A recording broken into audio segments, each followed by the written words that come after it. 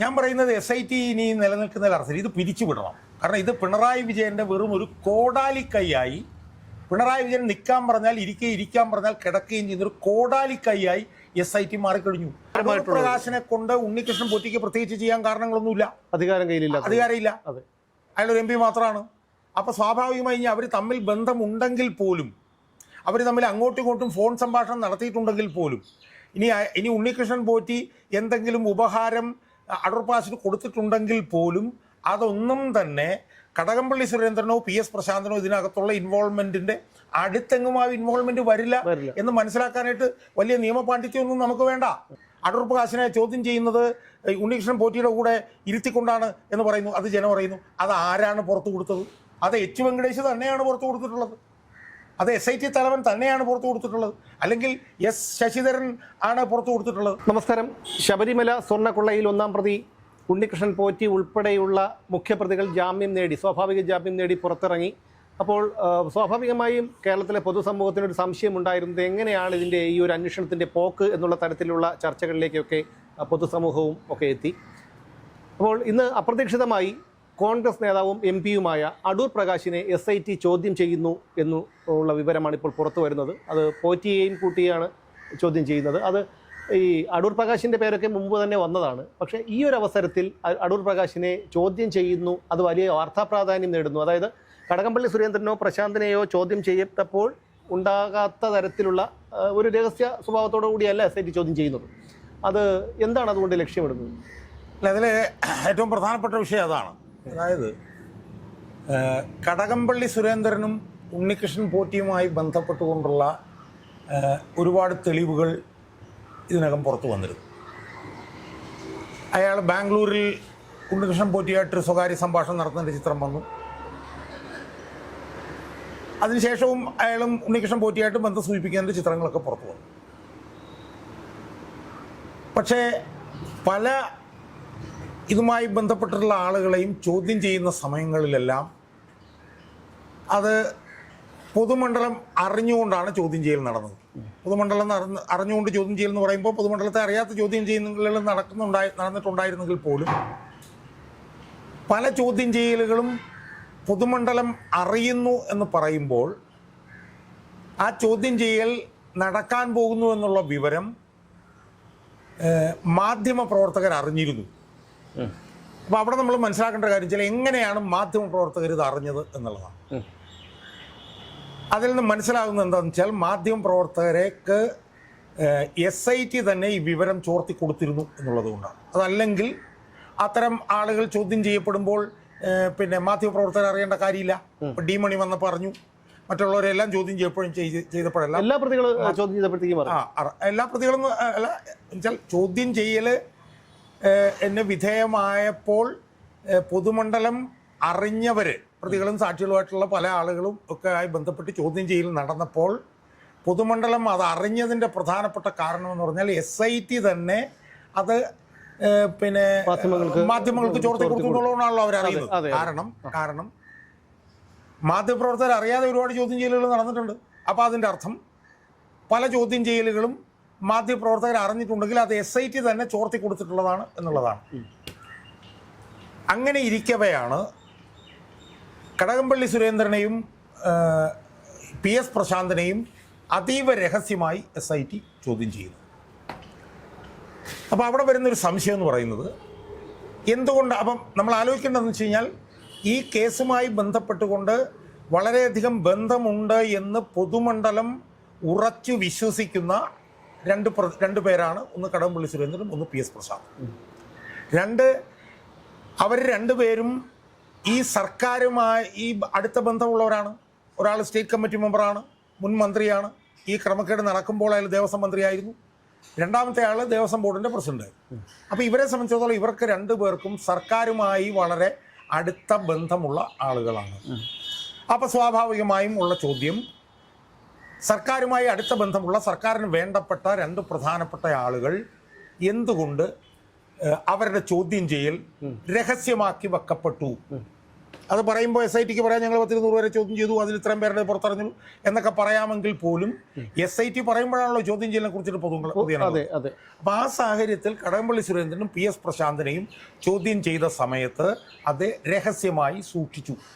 ആരും അതിനെക്കുറിച്ചിട്ട് ദിവസങ്ങൾക്ക് ശേഷമാണ് മാധ്യമങ്ങൾ പോലും അറിയുന്നത്. എന്നാൽ ഒരു കോൺഗ്രസ് നേതാവിനെ ചോദ്യം ചെയ്യുന്ന സമയത്ത് അത് മാധ്യമങ്ങൾ അറിയുന്നു, അത് വലിയ വാർത്താ പ്രാധാന്യം നേടുന്നു. അതിന്റെ കാരണം എന്താണെന്ന് വെച്ച് കഴിഞ്ഞാൽ 2-3 കാരണങ്ങളുണ്ട്. ഒന്ന്, അവരൊരു ജാഥ തുടങ്ങിയിരിക്കുകയാണ്. ജാഥ തുടങ്ങി 2-ാം ദിവസമാണ് ഇത് സംഭവിക്കുന്നത്. 2, പിന്നെ ഈ അടൂർ പ്രകാശ് എന്ന് പറഞ്ഞ ആള് അയാൾ UDF കൺവീനറാണ്, അയാൾ MP ആണ്, കോൺഗ്രസ് നേതാവാണെന്നൊക്കെ ഉള്ളതിനേക്കാൾ ഉപരി അയാൾ UDF നേതാവാണ്. ഇപ്പോൾ പിന്നെ അടൂർ പ്രകാശിനെയും കടകംപള്ളി സുരേന്ദ്രനെയും PS പ്രശാന്തനെയും തമ്മിൽ താരതമ്യം ചെയ്യുമ്പോൾ അടൂർ പ്രകാശിന് മറ്റുള്ളവരെ പോലെ ഇൻവോൾവ്മെന്റ് ഉണ്ടാവാൻ സാധ്യതയില്ല. ചിലപ്പോൾ അടൂർ പ്രകാശിന് ഉണ്ണികൃഷ്ണൻ പോറ്റിയായിട്ട് ബന്ധമുണ്ടാവും, ചിലപ്പോൾ ഫോൺ ചെയ്തിട്ടുണ്ടാവും, അതൊക്കെ ഉണ്ടാകുമെങ്കിൽ പോലും അടൂർ പ്രകാശിനെ കൊണ്ട് ഉണ്ണികൃഷ്ണൻ പോറ്റിക്ക് പ്രത്യേകിച്ച് ചെയ്യാൻ കാരണങ്ങളൊന്നുമില്ല. അധികാരമില്ല. അയാളൊരു MP മാത്രമാണ്. അപ്പോൾ സ്വാഭാവികമായി അവർ തമ്മിൽ ബന്ധമുണ്ടെങ്കിൽ പോലും, അവർ തമ്മിൽ അങ്ങോട്ടും ഇങ്ങോട്ടും ഫോൺ സംഭാഷണം നടത്തിയിട്ടുണ്ടെങ്കിൽ പോലും, ഇനി ഉണ്ണികൃഷ്ണൻ പോറ്റി എന്തെങ്കിലും ഉപഹാരം അടൂർ പ്രകാശിന് കൊടുത്തിട്ടുണ്ടെങ്കിൽ പോലും അതൊന്നും തന്നെ കടകംപള്ളി സുരേന്ദ്രനോ PS പ്രശാന്തനോ ഇതിനകത്തുള്ള ഇൻവോൾവ്മെന്റിന്റെ അടുത്തെങ്ങും ആ ഇൻവോൾവ്മെന്റ് വരില്ല എന്ന് മനസ്സിലാക്കാനായിട്ട് വലിയ നിയമപാണ്ഡിത്യമൊന്നും നമുക്ക് വേണ്ട. അങ്ങനെ ഇരിക്കെ കടകംപള്ളി സുരേന്ദ്രനെയും PS പ്രശാന്തനെയും രഹസ്യാത്മകമായി ചോദ്യം ചെയ്യുക, അതായത് കൂടുതൽ ഇൻവോൾവ്മെന്റ് ഉള്ള, ഹൈക്കോടതി തന്നെ ക്രമക്കേട് കാണിച്ചിട്ടുണ്ട് PS പ്രശാന്ത് പറഞ്ഞാൽ അവരെ രഹസ്യാത്മകമായി ചോദ്യം ചെയ്യുക. അധികാരങ്ങളൊന്നും കയ്യിലില്ലാത്ത അടൂർ പ്രകാശിനെ അവരുടെ ഒരു ജാഥ തുടങ്ങി അതിന്റെ 2-ാം ദിവസം പരസ്യമായി ഉണ്ണികൃഷ്ണൻ പോറ്റിയും കൂടി ഇരുത്തി ചോദ്യം ചെയ്തു. അവിടെയാണ് അതിന്റെ ഗുരുതരമായിട്ടുള്ളൊരു കാരണം കടകംപള്ളി സുരേന്ദ്രനെ പിന്നെ ഉണ്ണികൃഷ്ണൻ പോറ്റിയുടെ കൂടി ഇരുത്തിയല്ല ചോദ്യം ചെയ്തത്, PS പ്രശാന്തനെ ഉണ്ണികൃഷ്ണൻ പോറ്റിയുടെ കൂടി ഇരുത്തിയല്ല ചോദ്യം ചെയ്തത്. അതേസമയം അവരുടെ അത്രയും ബന്ധമുണ്ടാകാൻ സാധ്യതയില്ലാത്ത അടൂർ പ്രകാശിനെ ഇയാളുമായിട്ട് ഇരുത്തി കോൺഗ്രസിന്റെ ജാഥ തുടങ്ങിയപ്പോൾ പരസ്യമായി എല്ലാവരെയും അറിയിച്ചുകൊണ്ട് ചോദിച്ചു. അത് ഉണ്ണികൃഷ്ണൻ പോറ്റിക്കും ഈ അടൂർ പ്രകാശിനും തമ്മിൽ വളരെ അഭേദ്യമായ ഒരു ബന്ധമുണ്ടെന്നും ഇതിലെന്തെങ്കിലും ഒരു ഇൻവോൾവ്മെന്റ് ഉണ്ട് എന്ന് പൊതുജനങ്ങളെ ഒരു ധരിപ്പിക്കാനുള്ള ഒരു മാർഗ്ഗം. അപ്പൊ ഞാൻ പറഞ്ഞു വരുന്നത് എനിക്ക് 2-3 കാര്യങ്ങളോട് SITയുടെ പറയാനുണ്ട്, അത് ഞാൻ പറയാം. ഞാൻ പറയുന്നത് SIT ഇനി നിലനിൽക്കുന്നതിൽ അർത്ഥം ഇത് പിരിച്ചുവിടണം. കാരണം ഇത് പിണറായി വിജയന്റെ വെറും ഒരു കോടാലിക്കൈയായി, പിണറായി വിജയൻ നിൽക്കാൻ പറഞ്ഞാൽ ഇരിക്കാൻ പറഞ്ഞാൽ കിടക്കുകയും ചെയ്യുന്നൊരു കോടാലിക്കൈയായി SIT മാറിക്കഴിഞ്ഞു. ഇനി SITക്ക് നിലനിൽക്കാൻ യാതൊരു അവകാശവുമില്ല. കാരണം എന്തുകൊണ്ട് പിന്നെ അടൂർ പ്രകാശിനെ രഹസ്യാത്മകമായി ചോദ്യം ചെയ്തില്ല? അപ്പോൾ കടകംപള്ളി സുരേന്ദ്രൻ ക്രൈംബ്രാഞ്ച് ആസ്ഥാനത്ത് വിളിച്ചാണ് ചോദ്യം ചെയ്തത്, അത് ജനം അറിഞ്ഞില്ല. പക്ഷേ അടൂർ പ്രകാശിനെ ക്രൈംബ്രാഞ്ച് ആസ്ഥാനത്തേക്ക് വിളിച്ച് ചോദ്യം ചെയ്യുന്നു, ജനം അറിയുന്നു. അടൂർ പ്രകാശിനെ ചോദ്യം ചെയ്യുന്നത് ഉണ്ണികൃഷ്ണൻ പോറ്റിയുടെ കൂടെ ഇരുത്തിക്കൊണ്ടാണ് എന്ന് പറയുന്നു, അത് ജനം അറിയുന്നു. അത് ആരാണ് പുറത്തു കൊടുത്തത്? അത് H വെങ്കടേഷ് തന്നെയാണ് പുറത്തു കൊടുത്തിട്ടുള്ളത്, അത് SIT തലവൻ തന്നെയാണ് പുറത്തു കൊടുത്തിട്ടുള്ളത്, അല്ലെങ്കിൽ S ശശിധരൻ ആണ് പുറത്തു കൊടുത്തിട്ടുള്ളത്. അതുകൊണ്ട് പ്രാഥമികമായി പ്രൈമ ഫേസിൽ തന്നെ എനിക്ക് പറയാനുള്ളത് ഈ സംവിധാനത്തിന് ഇനി നിലനിൽക്കാൻ അവകാശമില്ല. ഇത് പിരിച്ചുവിടണം. SIT എന്ന് പറയുന്ന സാധനം ഇത് പിരിച്ചുവിടണം.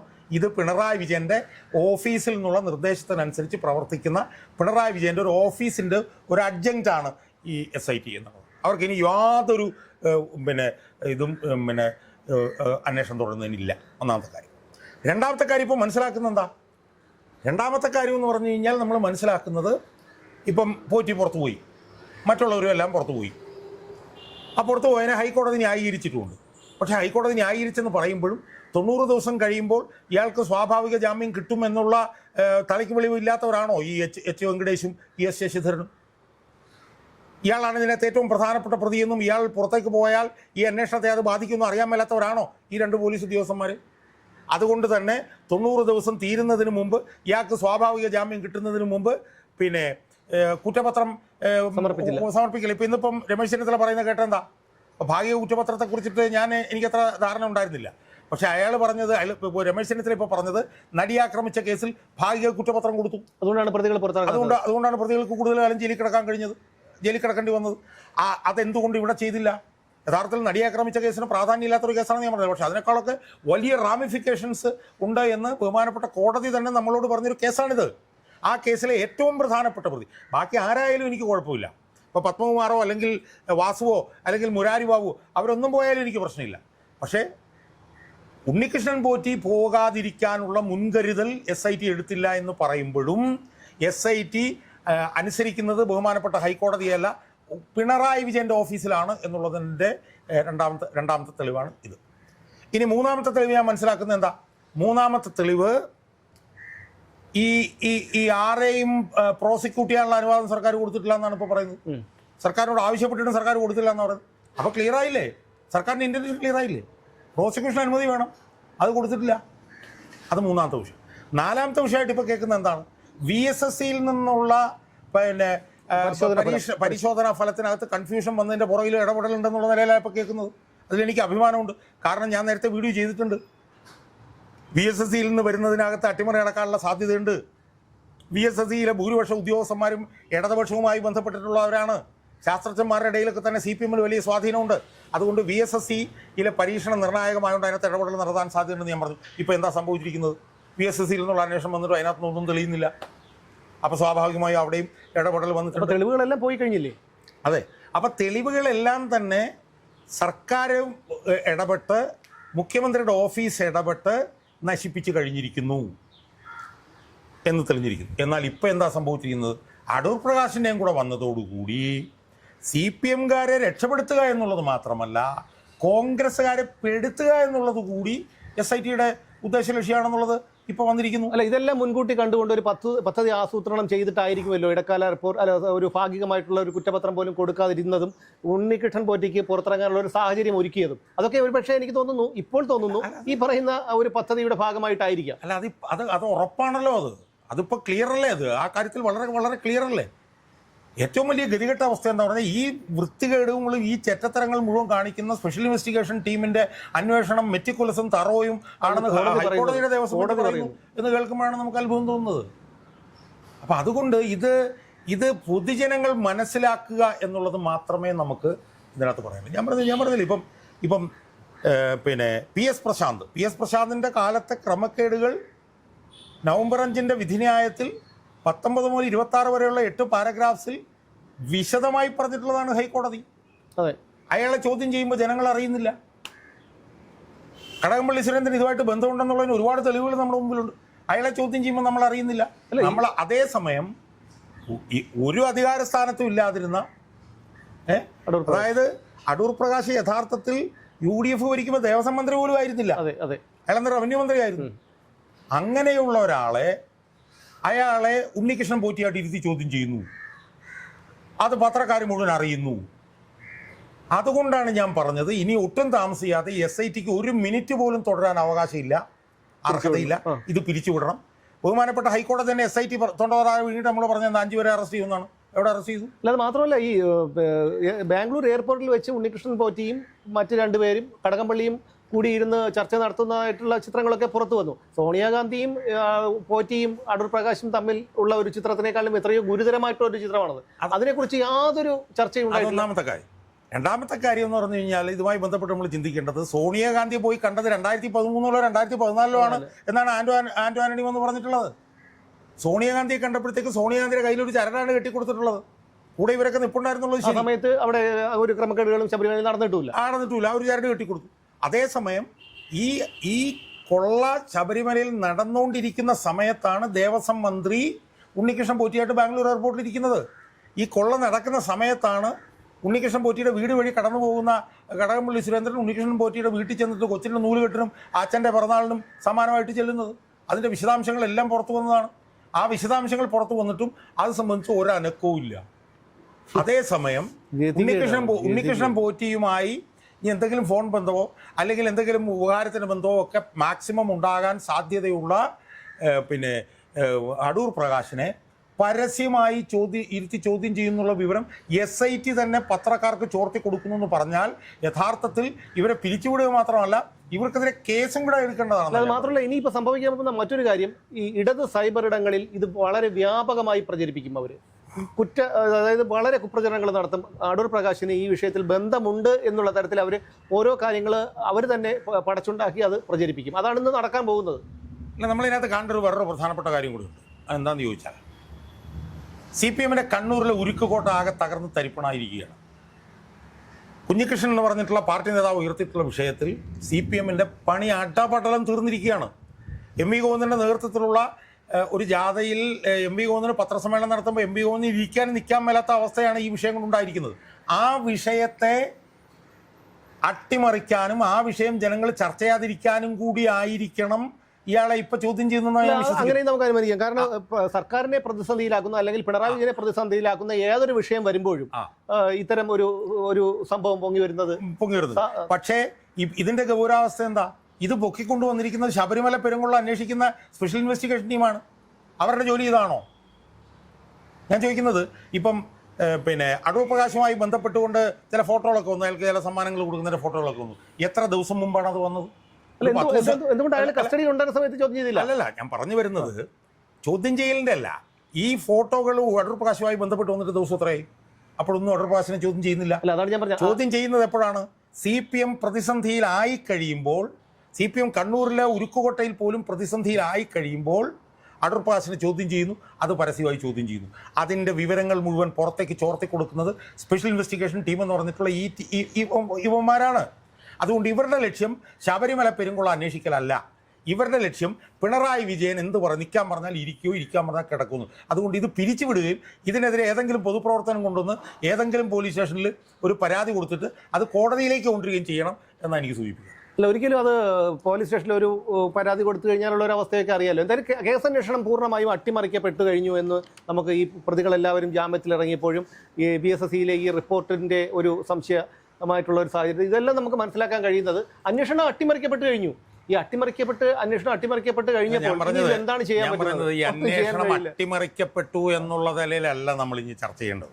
കാരണം അന്വേഷണം അട്ടിമറിക്കപ്പെട്ടു എന്നുള്ള നിലയിലുള്ള ചർച്ചകൾ കുറച്ച് ദിവസമായിട്ട് നടക്കുന്നുണ്ട്. ഇപ്പം നമുക്ക് ബോധ്യമായിരിക്കുന്ന കാര്യം എന്താ? അന്വേഷണം അട്ടിമറിക്കപ്പെട്ടു എന്നുള്ളതല്ല, അത് നമ്മൾ നേരത്തെ കൺക്ലൂഡ് ചെയ്തതാണ്. നമുക്കിപ്പം മനസ്സിലാവുന്നത് പിണറായി വിജയന്റെ ഒരു ഓഫീസിന്റെ ഒരു അനക്സ് ആയിരുന്നു SIT എന്നാണ് നമുക്കിപ്പോൾ മനസ്സിലാവുന്നത്. പിണറായി വിജയന് വേണ്ടി പ്രവർത്തിക്കുന്ന ഒരു സംവിധാനമാണ് SIT എന്നാണ് നമുക്കിതിലൂടെ മനസ്സിലാവുന്നത്.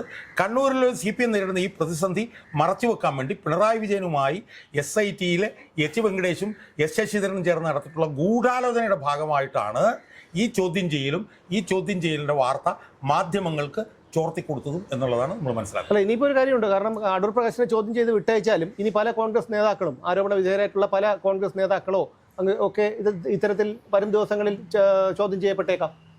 അല്ല, അതിപ്പോൾ നമുക്കറിയില്ല. അതിപ്പോൾ അങ്ങനെ ചോദ്യം ചെയ്യപ്പെടാനുള്ള സാധ്യതയുണ്ടെന്ന് എനിക്ക് തോന്നുന്നില്ല. കാരണം അടൂർ പ്രകാശിനെ മാത്രമാണ് ഈ ഫോട്ടോകളൊക്കെ ആയിട്ട് ബന്ധപ്പെട്ട് ഇത്രയും ചെയ്യാമെങ്കിൽ അടൂർ പ്രകാശിനെ ഇപ്പോൾ ചോദ്യം ചെയ്യുന്നത് അടൂർ പ്രകാശ് സോണിയാഗാന്ധി പോയി കണ്ടതും അടൂർ പ്രകാശുമായി ബന്ധപ്പെട്ട് ചില ഫോട്ടോകളും കാര്യങ്ങളൊക്കെ വന്നുകൊണ്ടാണ്. അതുപോലെ വേറെ കോൺഗ്രസ് നേതാക്കന്മാരെ ചോദ്യം ചെയ്യാൻ പറ്റണമെന്നില്ല. പക്ഷേ ഇതിനകത്ത് സൈബർ ഇടങ്ങളിൽ നടത്തുന്ന പ്രചരണമൊന്നുമല്ല. സൈബർ ഇടങ്ങളിൽ നടത്തുന്ന പ്രചരണമൊന്നും ഇപ്പോൾ ഒരു പട്ടിയും വിശ്വസിക്കുന്നില്ല. അതൊക്കെ ഈ കണ്ണൂരിലെ കുഞ്ഞികൃഷ്ണൻ്റെ വിഷയം വന്നപ്പോൾ അതെല്ലാം മാഞ്ഞുപോയി. അടിസ്ഥാന വിഷയം എന്ന് പറഞ്ഞു കഴിഞ്ഞാൽ പിണറായി വിജയൻ പറയുന്നിടത്ത് എഴുതി ഒപ്പിട്ട് കൊടുക്കുന്ന ഈ SITക്ക് ഇനി SIT എന്ന് പറഞ്ഞ് തുടരാൻ ഒരവകാശവുമില്ല, അധികാരവുമില്ല. അത് ഇതിൻ്റെ പ്രവർത്തനം അവസാനിപ്പിക്കുകയല്ലാതെ വേറെ ഒരു വഴിയും ഇല്ല. അതിൻ്റെ വിശ്വാസ്യത പരിപൂർണമായി നഷ്ടപ്പെട്ടിരിക്കുന്നു. ആ വിശ്വാസ്യത കുറഞ്ഞ ആ സംവിധാനത്തിനെ പിന്തുണയ്ക്കുന്ന ഹൈക്കോടതിയുടെ വിശ്വാസ്യതയും ഇപ്പോൾ പാതാളക്കുഴിയിലെത്തിയിരിക്കുന്നു എന്നുള്ളതാണ് നമ്മൾ മനസ്സിലാക്കുന്നത്. അതെ, തീർച്ചയായിട്ടും ഇത് വലിയ ഒരു നിരാശയാണ് SITയുടെ ഈ പ്രവർത്തനം സമ്മാനിക്കുന്നത്. കാരണം ഈ ശബരിമല സ്വർണ്ണക്കള്ള കേസ് ഉയർന്നു വന്ന സമയം മുതൽ ശ്രീ അഡ്വക്കേറ്റ് ഷാജാൻ സാറ് അതിൻ്റെ പിന്നാലെ അതിനെ വിശകലനം ചെയ്തുകൊണ്ട് പല സ്ഥലങ്ങളിൽ നിന്നും അഭിപ്രായങ്ങൾ തേടിക്കൊണ്ട് അദ്ദേഹം അതിനെ കൃത്യമായി സൂക്ഷ്മമായും നിരീക്ഷിച്ചുകൊണ്ട് വീഡിയോകൾ ചെയ്ത ഒരു വ്യക്തിയാണ്. അന്നൊക്കെ അദ്ദേഹം പറഞ്ഞിരുന്ന ഒരു കാര്യം, ഒരിക്കലും ഈ കേസ് അട്ടിമറിക്കപ്പെടാൻ സാധ്യതയില്ല. അത് കാരണം അത് കോടതിയുടെ നിരീക്ഷണത്തിലാണ് പോകുന്നത്, കോടതി തിരഞ്ഞെടുത്ത ഉദ്യോഗസ്ഥരാണ് SITയിൽ ഉള്ളത് എന്നുള്ളതായിരുന്നു. പക്ഷേ അതൊക്കെ ഇപ്പോൾ ഒരു സാധാരണ വ്യക്തി എന്നുള്ള നിലയിൽ പുറത്തു നിന്ന് നോക്കുമ്പോൾ നമുക്ക് മനസ്സിലാക്കാൻ കഴിയുന്നത് ഇതൊക്കെ വരാൻ പോകുന്ന ഒരു പദ്ധതിയുടെ ഭാഗമായിരുന്നു. ആ പദ്ധതിയിലേക്ക് എത്തിയിരിക്കുന്നു. പ്രതികളെല്ലാം ജാമ്യം നേടി പുറത്തിറങ്ങി കഴിഞ്ഞിരിക്കുന്നു. അടുത്തൊരു കേസ് വരുമ്പോൾ തെരഞ്ഞെടുപ്പാണ്. ഈ തെരഞ്ഞെടുപ്പ് വരുമ്പോൾ സ്വാഭാവികമായും മാധ്യമങ്ങളുടെയും ജനങ്ങളുടെയും ശ്രദ്ധ മുഴുവൻ ആ തെരഞ്ഞെടുപ്പ് പ്രചാരണങ്ങളിലേക്കും മറ്റും പോകും. അതോടുകൂടി ശബരിമല സ്വർണ്ണക്കൊള്ള കേസ് അപ്രസക്തമാകും. പതിവ് പോലെ നമ്മൾ സാധാരണക്കാരായ പൊതുജനങ്ങൾ മണ്ടന്മാരാകും. അത്രയേ ഉള്ളൂ.